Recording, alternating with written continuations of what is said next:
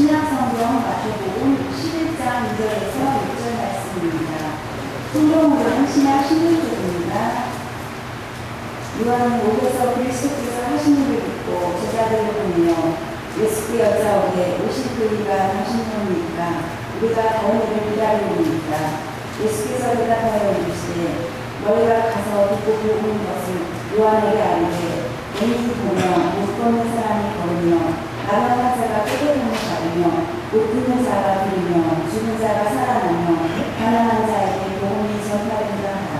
누구든지 나로 말미암아 신속하지 아니하는 자는 복이 있다 하십니다. 아멘. 장에 있는 이 말씀을 가지고 오늘은 실망했습니까?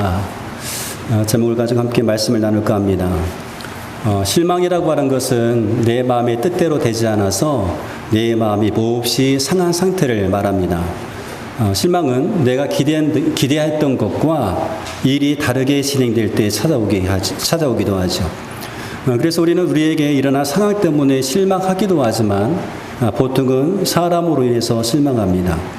그리고 그 실망감은 그 사람이 누군가에 따라서 정도를 다르게 합니다. 왜냐하면 각 사람에게 기대하는 바가 다르기 때문에 그렇죠. 그래서 어떤 실망감은 쉽게 넘길 수가 있습니다. 가볍게 넘길 수가 있습니다. 그런데 어떤 실망은 가볍게 넘기지 못하고 그 실망감 때문에 우울증에 걸리기도 하고 또 절망으로 이어져서 어떤 사람은 삶을 포기하는 데까지 갈 수가 있습니다. 또 어떤 경우에는 그 실망감이 미움으로 바뀌어지게 되고 분노로 바뀌어지게 되어서 표출되기도 합니다. 그러므로 우리가 사람에 대해서는 지나친 기대감을 기대하지 말아야 됩니다. 지나친 기대감을 갖지 않는 것이 좋지요. 완벽한 이상적인 사람이라고 생각하고 그것을 기대하는 것은 좀 무리가 있습니다. 왜냐하면 세상에 완벽한 사람은 아무도 없기 때문에 그렇습니다. 그러므로 여러분들이 누군가로 인해서 실망했을 때에는 이렇게 한번 생각해 보시기 바랍니다. 그 사람도 연약한 인간이구나. 그 사람도 연약하구나. 그렇게 생각한다고 한다면 그 실망감을 가볍게 넘길 수가 있습니다. 그런데 문제는 하나님께 실망이 되려고 할 때입니다. 하나님께 실망되려고 할 때입니다. 하나님은 사람들처럼 연약하지 않습니다. 하나님은 완벽합니다. 또 하나님은 우리가 지나치게 기대해도 부족함이 없는 분이십니다. 그런데 그 하나님께 실망이 되려고 하고 또 실망이 됩니다. 기도했는데 하나님께서 나에게 응답을 해주지 않네요. 급한 문제가 있는데 하나님께서 해결해 주지 않습니다. 어려운 일을 만났는데 그 일이 끝나는 것이 아니라 어려운 일 위에 또 다른 어려운 일, 계속해서 우리의 삶 가운데 어려운 일이 일어남에도 불구하고 하나님은 나에게 침묵하시는 것 같습니다. 하나님은 마치 내가 기대하는 것과는 정반대로 행동하시고 일하는 것처럼 보입니다. 이런 경우에 우리는 실망할 수가 있습니다. 믿음이 부족해서 실망할까요? 그렇지 않습니다. 실망은 믿음이 좋은 사람이든 좋지 않은 사람이든 이 실망감이라고 하는 것은 모든 사람에게 찾아올 수 있는 문제입니다. 구약과 신약 사이를 우리는 중간사라고 말하죠. 신구약 중간사. 약 400년의 그 기간을 이제 중간사라고 그렇게 부릅니다. 이 중간사 기간 동안에는 이스라엘 나라에 예언자가 없었어요. 말라기를 끝으로 이제 예언사기 종결되었습니다. 그러다가 갑자기 세례 요한이 등장하죠. 이 세례 요한이 예언자처럼 이스라엘 나라에 등장합니다. 세례 요한은 아론의 자손이었고 제사장 사가랴와 엘리사벳 사이에서 태어난 사람입니다. 이 사람이 이제 자라서 광야에서 외치기 시작하는데 회개하라 천국이 가까웠다라고 외치기 시작합니다. 그리고 이 말을 듣고 나와서 회개하는 사람에게 요단강에서 회개 세례를 베풀었던 사람이었지요. 세례 요한은 요단강에서 세례를 베풀 때 예수님을 처음 만났습니다. 그 전에 만난 적이 없는데 처음 만났습니다. 그리고 예수님께서 세례를 받으러 오실 때에 성령님께서 이분이 메시아이다, 그리스도이시라, 하나님의 아들이심을 가르쳐 주었습니다. 그래서 사람들 앞에서 예수님을 가리키면서 이렇게 말을 하죠. 보라, 세상 죄를 지고 가는 하나님의 어린 양이로다. 보라, 세상 죄를 지고 가는 하나님의 어린 양이로다. 그렇게 선포합니다. 세례요한은 예수님께서 하나님의 아들이심을 확신했습니다. 그런데 오늘 본문 말씀에 와보니까 새삼스럽게 이 세례요한이 예수님에 대해서 질문합니다. 예수님께서 메시아인가 묻고 있습니다. 오실 그이가 당신입니까? 우리가 다른 일을 기다리오리까? 오실 그분, 하나님께서 보내신 그분이 당신 맞습니까? 아니면 우리가 다른 사람을 기다리게 됩니까? 이 질문이죠. 세례요한이 갑자기 믿음이 사라진 것일까 하는 겁니다. 그래서 예수님의 메시아 되심을 의심하고 있는 것일까 하는 거죠. 그런데 그렇지 않습니다. 예수님께서 이 질문을 했던 세례요한에 대해서 평가를 하시는데 마태복음 11장 9절로 11절에 보니까 이렇게 말씀합니다. 내가 너에게 이르노니 선지자보다 더 나은 자다. 여자가 낳은 자 중에 세례요한보다 큰 일이 일어남이 없다. 예수님은 세례요한을 향하여서 예언자보다 더 훌륭한 사람이다라고 칭찬을 했습니다. 그리고 예수님은 세례요한보다 더 큰 인물은 없다라고 그렇게까지 말씀을 하십니다. 그러므로 여러분, 신앙적인 갈등이라고 하는 것은 꼭 믿음이 약해서만 찾아오는 것이 아니라는 거죠. 믿음이 좋은 사람도, 믿음이 있는 사람도 신앙적인 갈등이 찾아올 수가 있습니다. 믿음이 좋은 사람도 하나님이 하시는 그 일이 이해가 되지 않을 때가 있습니다. 그래서 믿음이 좋은 사람도 하나님께 실망할 수가 있습니다. 구약 성경의 예레미야 선지자는요, 20대 초반의 나이에 하나님께 부름받았어요. 굉장히 이른 나이에 부름받았습니다.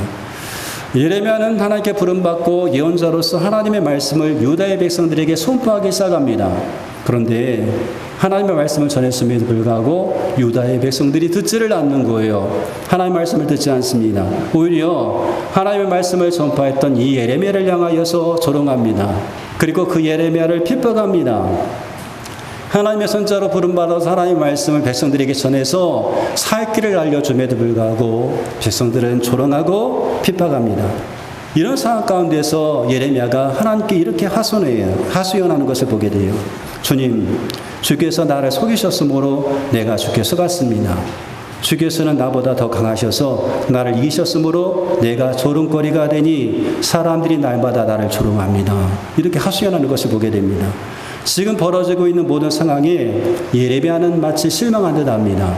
주님께서 나를 속이셔서 나를 조롱거리로 만드셨습니까? 그런 말 아니겠어요? 그리고 그 실망감을 하나님께 표현하고 있습니다. 엘리야도 그랬습니다.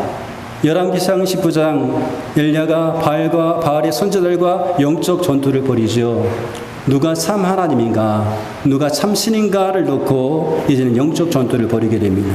이 전투에서 하나님은 엘리야에게 불능답하심을 통해서 여호와께서 참 하나님이시고 참 신이심을 증명해 주셨습니다. 자, 이쯤 되면 당시의 왕이었던 아합과 왕비였던 이세벨이 좀 달라져야 되었습니다. 아합과 이세벨이 정신을 좀 차려야 되는데 정신을 차리고 이스라엘 나라에 종교 개혁이 좀 일어날 줄 알았습니다. 그런데 그렇게 되지 않았죠. 이세벨의 마음이 더 완악해져서 엘리야를 죽이겠다고 으름장을 놓습니다. 엘리야 입장에서 기가 막힐 노릇이었어요. 어째서 이런 일이 있을 수가 있단 말인가. 하나님이 참 하나님심을 알았다고 한다면 돌이키는 것이 맞지 않은가. 그런데 오히려 더 악해지는 거예요. 더 사람들이 악해집니다. 이제는 엘리야를 대놓고 죽이겠다고 협박합니다. 이런 상황에서 엘리야는 두려움을 느끼게 되고 도망하십니다. 그리고 하나님 앞에서 죽기를 요청합니다. 여러분, 믿음이 좋은 사람도 흔들릴 수 있습니다. 하나님의 큰 역사를 경험하고 일으킨 사람도 흔들릴 수 있습니다. 그래서 하나님께 실망할 수 있습니다. 그런데 엘리야가 하나님께 실망했다고 해서, 엘리야가 하나님 앞에 죽기를 요청했다고 해서 하나님께서 이 엘리야를 책망하신 것이 아닙니다. 엘리야, 너 뭐하는 짓이야? 라고 책망하지 않습니다. 오히려 천사를 번이어 주셔서 얼음만 줘주십니다. 보듬어 주십니다. 숯불에 구운 떡과 물을 준비해 주시고 일어나서 먹으라고 하십니다. 엘리야가 일어나 먹었어요. 좀 힘을 내서 갔으면 좋겠는데 다시 주저앉아 잠을 잡니다. 그래도 하나님은 엘리야가 자게 내버려 두십니다. 하나님은 책망하지 않습니다. 계속해서 하나님은 얼음만 줘주시고 먹이십니다. 그렇게 40일 동안을 하신 거예요. 그 기간 동안 엘리야는 조금씩 힘을 얻어서 호렙산에 도착하게 되었고, 하나님께서 그 호렙산에서 아주 작은 음성, 세미한 음성으로 엘리야를 만나 주셨습니다. 자, 그러면 세례요한은 무엇 때문에 이런 질문을 했을까? 오실 그분이 당신입니까? 아니면 우리가 다른 사람을 기다려야 됩니까? 이런 질문한 것일까 하는 거죠. 세례요한은 직접 오지 않았습니다. 제자들을 보내신 거, 제자들을 보내서 이 질문을 한 거예요. 왜 세례요한은 직접 오지 않고 제자들을 통해서 이 질문을 하게 하신 것일까 하는 거죠. 여러분, 세례요한은 지금 예수님께 올 형편이 아니었습니다. 세례요한이 있는 곳은 감옥이었어요. 세례요한을 가둔 사람은 헤롯 안티바스였습니다. 이 헤롯 안티바스가 그의 이복 동생이었던 빌립의 아내 헤로디아를 이제 빼앗아 왔어요. 자기 이복 동생 아내 헤로디아를 이제는 뭐라고 할까요? 그냥 빼앗아 와서 자기 아내를 삼았습니다. 세례요한이 이 사실을 알고 공개적으로 책망을 하니까 헤롯이 이 세례요한을 가두게 된 것이요. 그리고 이후에 보면 이 세례요한은 1년 6개월 동안 감옥에 있다가 이제 순교하게 됩니다. 여러분, 모두에게 적용되는 것은 아니지만 때때로 우리 환경이 어려워지게 되면 우리의 믿음과 우리의 신앙이 약해질 수가 있습니다. 환경이 어려워지면 신앙이 약해질 수가 있죠. 환경적인 어려움 때문에 하나님께 실망할 수 있습니다. 주기철 목사님의 마지막 설교는 1939년 2월 5일에 산정교회에서 있었습니다. 교인 1,000명과 그리고 그 주변에 살았던 이웃들, 주민들 1,000명, 한 2,000명의 사람들이 모인 그 자리에서 이제 설교했는데, 그 설교의 제목이 5가지 기도 제목이었습니다. 그 5가지 기도 제목을 가지고 설교했는데, 첫 번째 기도 제목은 뭐냐면 죽음의 권세를 이기게 하여 주옵소서. 두 번째가 장기간의 고난을 견디게 하여 주옵소서. 세 번째는 노무와 처자를 주님께 부탁합니다. 네 번째, 의에 살고 의에 죽도록 하여 주옵소서. 그리고 다섯 번째, 내 영혼을 주님께 부탁합니다. 이런 이제 소주제를 가지고 이제 말씀을 전했어요. 근데 그 두 번째 주제가 뭔가 하면 장기간의 고난을 견디게 하여 주옵소서. 근데 이 설교의 그 내용 가운데 보면 이런 내용이 있습니다. 단번에 받는 고난은 이길 수 있으나 웬만한 믿음 가지고는 오래오래 끄는 장기간의 고난을 참기 어렵습니다. 칼로 베고 불로 지지는 형벌이라도 단번에 죽어진다면 그래도 이길 수 있으나 한 달, 두 달, 1년, 10년 계속하는 고난은 참으로 견디기가 어렵습니다. 그것도 절대 면할 수 없는 형벌이라면 할 수 없이 당하지만 한 걸음만 양보하면 그 무서운 고통을 면하고 도리어 상 준다는데 많은 사람들이 넘어갑니다. 말 한마디만 타협하면 살려주는 애는 용감한 신자들도 넘어지게 됩니다. 하물며 나같이 연약한 약졸이 어떻게 장기간을 견디어 배기겠습니까? 다만 주님께 의지하는 것뿐입니다. 예수님께서는 끝까지 참는 사람은 구원을 얻으리라 신신 부탁하였습니다. 이런 설교를 하는 것을 봅니다. 계속되는 고난은 참으로 견디기가 힘듭니다.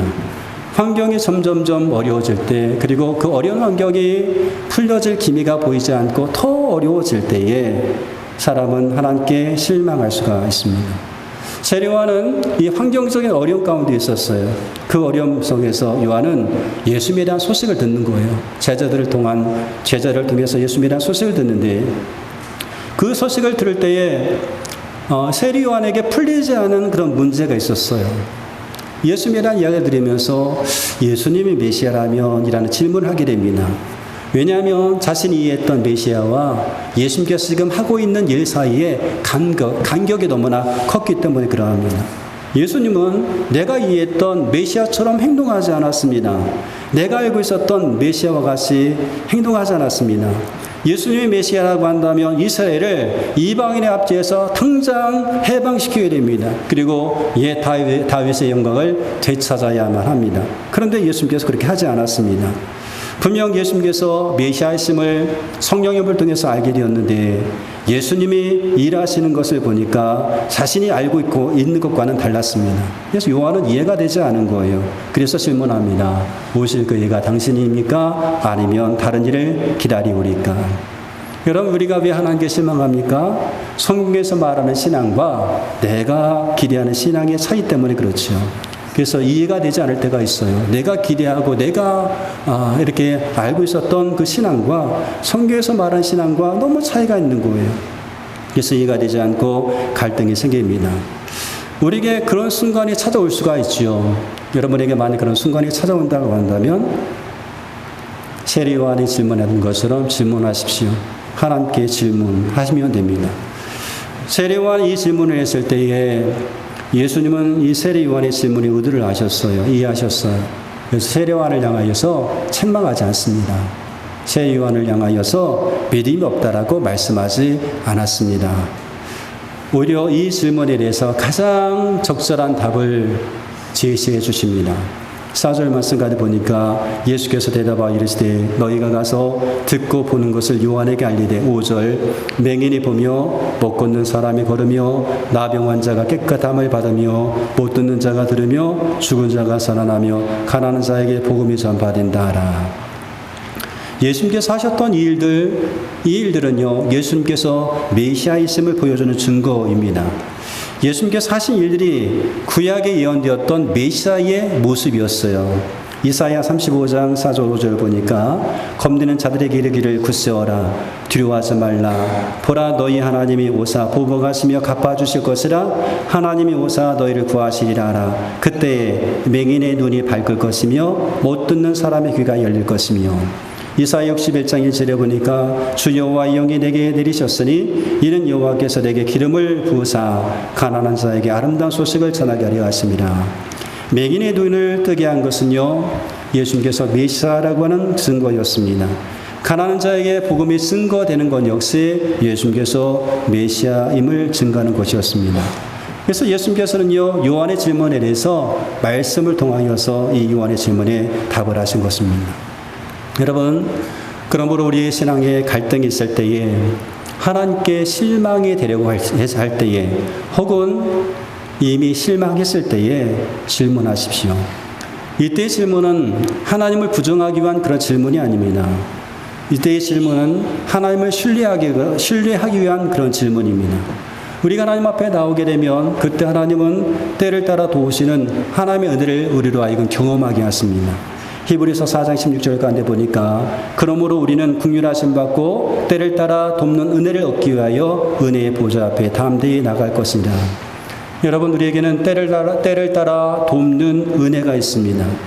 필요할 때 도와주시는 은혜가 우리에게는 있습니다. 은혜의 보좌 앞으로 나가면 위로해 주시는 주님의 손이 우리 가운데 있습니다. 그러므로 실망했을 때에 망설이지 말고 은혜의 보호자 앞으로 나오셔서 질문하십시오. 하나님이 어떤 분이십니까? 하나님은 모든 것을 합력하여서 선을 이루시는 분이지요. 로마서 8장 28절 우리가 알거니와 하나님을 사랑하는 자 곧 그 뜻대로 부르심을 입은 자들에게는 모든 것이 합력하여서 선을 이룬다. 하나님께서 모든 것을 합력하여서 선을 이루게 할 수 있는 분이십니다. 여러분 용궁산 얘기를 제가 자주 하는데 용궁산에 올라가면 참 경치가 좋습니다. 내포 시내를 보면 내포 시내가 전체로 잘 보여요. 도시계획에 너무나 잘 돼 있죠. 도로가 어쩌면 그렇게 잘 이렇게 정비되어 있는지 그 모습 보는 것만으로도 이렇게 힐링이 됩니다. 근데 그 내포 시내를 보면 도로가 잘 정비되어 있는데 그 도로 위에 자동차들이 막 달리는 것을 보게 됩니다. 위에서 보면 어느 쪽은 어느 길은 차들이 많이 다니고 어느 길은 차가 막히고 또 어느 길은 차가 없는 것이 이제 다 보이게 되지요. 그래서 위에서 보면 저 사람 저 길로 가지 말고 이쪽 길로 가면 더 좋겠다 그런 생각이 들 때가 있습니다. 근데 위에서 보면 다 보입니다. 전체적인 것이 다 보입니다. 그런데 산 아래로 내려와서 내포 시내에 들어가면 산 위에서 볼 수 있는 것들을 우리가 볼 수가 없을 때가 있습니다. 하나님은 우리의 삶 가운데에 오셔서 우리의 삶의 전체의 그림을 보고 전체의 그림을 그려가고 계십니다. 우리의 삶의 전체의 그림을 그리시죠. 그런데 우리는 모릅니다. 하나님은 다 아십니다. 하나님은 다 보고 계십니다. 우리의 삶의 처음부터 끝까지 이 전체 그림을 그려가고 있습니다. 근데 우리는 모르는 거죠. 그래서 어려운 인생의 풍랑을 만났을 때에 해결되지 않으면 실망합니다. 하나님께서 그 환경을 통하여서 어떤 그림을 그려 가실지 우리는 모르기 때문에 우리가 실망하는 겁니다. 그런데 만약 하나님의 관점에서 그 그림을 볼 수 있다라고 한다면 아마 그렇겠죠. 하나님께서 이 과정을 통해서 이런 그림을 만들어 주시는구나, 이런 그림이었구나라고 하는 것을 볼 수 있다라고 한다면 오히려 그 과정을 즐기게 될 것입니다. 하나님께서 우리 인생의 문제를 해결해 주지 않아서 실망할 때에 그 실망이 하나님께 대한 실망이었든지 혹은 자신의 믿음의 부족에서 왔던 실망이었든지 실망합니다. 모르기 때문에 그렇습니다. 그러므로 우리 자신의 믿음의 부족 때문에 실망하든지 아니면 하나님께 실망하든지 그 실망이 될 때에 그럴 때는 은혜의 보호자 앞으로 나오십시오. 그리고 모든 것을 합력하여서 선을 이루시는 하나님께 한번 질문해 보세요. 나의 관점이 아니라 하나님의 관점으로 그냥 일부분만 보는 나의 시선이 아니라 전체를 보고 계시는 그 하나님의 관점으로 한번 보려고 노력하는 겁니다. 그럴 때 우리는 알게 되죠. 아, 그렇구나. 하나님의 생각이, 하나님의 계획이 나의 생각보다 훨씬 크고 하나님의 계획이 나의 계획보다 더 완전하구나 라고 하는 사실이 믿어지게 되는 겁니다. 이사야 55장 8절로 9절 말씀 가되 보니까 이는 내 생각이 너희 생각과 다르며 내 길이 너희 길과 다름이니라. 여호와의 말씀이니라. 이는 하늘이 땅보다 높음 같이 내 길은 너희 길보다 높으며 내 생각은 너희 생각보다 높음이니라. 사랑하는 성도 여러분, 하나님께서는 우리에게 아름답고 선하신 큰 뜻을 가지고 계십니다. 지금도 하나님은 우리를 위해서 그림을 그려가고 계십니다. 아름다운 그림, 완성된 멋진 그림을 지금 그려가고 계십니다. 그 사실을 우리가 믿는다라고 한다면 우리의 실망감은 확실으로 바뀌어지게 될 것이고 우리의 실망은 감사가 되게 될 것입니다.